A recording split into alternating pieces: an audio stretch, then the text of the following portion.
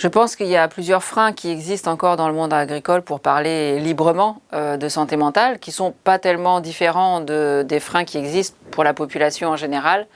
C'est-à-dire qu'il y a la peur.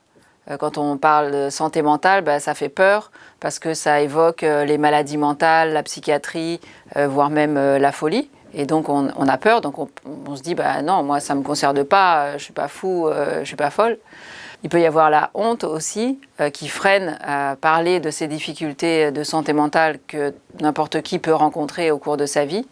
Parce qu'on se dit c'est de ma faute, j'ai pas réussi à faire ceci ou à faire cela, et on pense qu'on est seul responsable de sa santé mentale, alors que c'est plus compliqué que ça. Et une difficulté générale à évoquer le fait d'être vulnérable. Donc c'est la peur de passer pour quelqu'un de faible, qui ne serait pas assez fort pour faire face aux épreuves de la vie. Et en fait, reconnaître sa vulnérabilité, c'est une part d'humanité, en fait. Notre vulnérabilité, c'est ce qui fait notre humanité. Donc on peut tous et toutes, à un moment donné de notre vie, se sentir vulnérable. Et voilà, et donc à ce moment-là, c'est le reconnaître pour trouver des réponses aussi pour sortir des situations de mal-être dans lesquelles on peut se retrouver.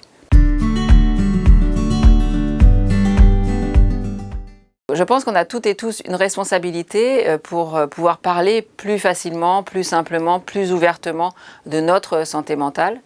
Parce qu'il faut bien comprendre quelque chose, c'est que nous avons toutes et tous une santé mentale, comme on a une santé physique. C'est-à-dire qu'il n'y a pas de santé sans santé mentale. Donc on est tous concernés. Et notre santé mentale, elle évolue tout au long de notre vie en fonction de notre environnement, nos conditions de vie, nos conditions de travail essentiellement, et aussi de si on a ou pas du soutien autour de nous. Et on fait face tous et toutes au cours de notre vie à des événements qui peuvent nous amener à voir notre santé mentale vaciller. Et donc, plus on en parlera facilement, plus ça sera facile de trouver de l'aide, d'aller chercher de l'aide, etc.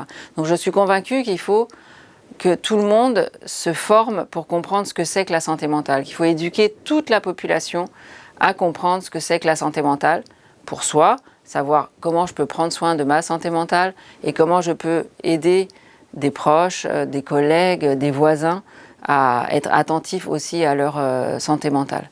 Parce que c'est vraiment une réponse collective qu'on peut mener si on arrive à libérer la parole sur cette question.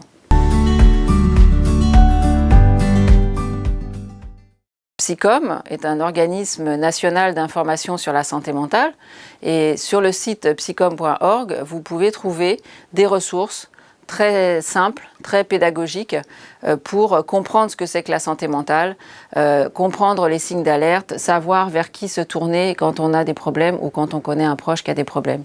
Donc ça peut passer par ce qu'on appelle des fiches repères.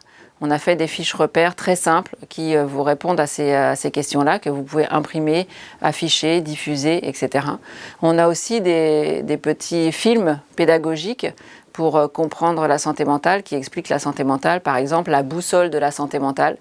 On a toutes et tous une boussole qui nous permet de repérer les hauts et les bas de notre santé mentale, ou encore le petit clip Cosmos Mental, qui explique pareil la santé mentale, ce qui l'influence en utilisant la métaphore du cosmos. Et puis on a développé, et ça c'est important parce qu'on oublie souvent les enfants, et les enfants aussi ont une santé mentale et ils sont très sensibles aux émotions, à ce qu'ils vivent au quotidien, et ils sont en devenir. Et on a créé un outil qui s'appelle le jardin du dedans et qui utilise la métaphore du jardin intérieur pour expliquer que notre santé mentale, c'est comme un jardin intérieur dont on peut prendre soin, qui varie au fil des saisons.